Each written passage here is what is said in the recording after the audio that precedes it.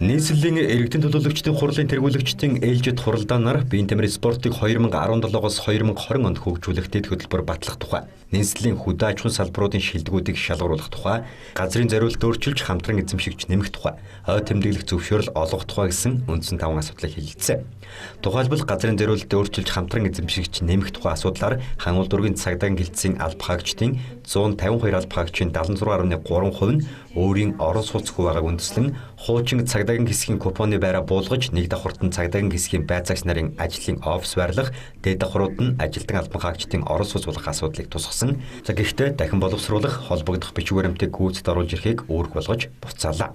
За мөн ой тэмдэглэх зөвшөөрөл олгох, биеийн тамирын спортын дэд хөтөлбөр батлах тухай асуудлуудыг дахин боловсруулалтанд буцаасан юм.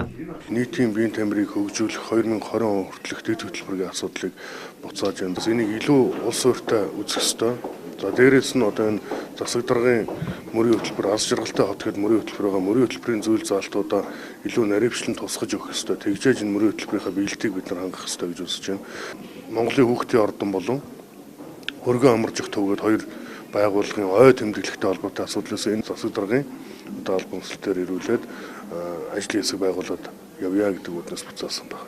За дээрх асуудлуудыг илүү тооцоо судалгаатаар дахин боловсруулж холбогдох бичиг баримтын гүйцэтгэл бүрдсэний дараа дахин иргэдийн төлөөлөгчдийн хурлын тэргүүлэгчдийн хуралдаанаар хэлэлцэх юм.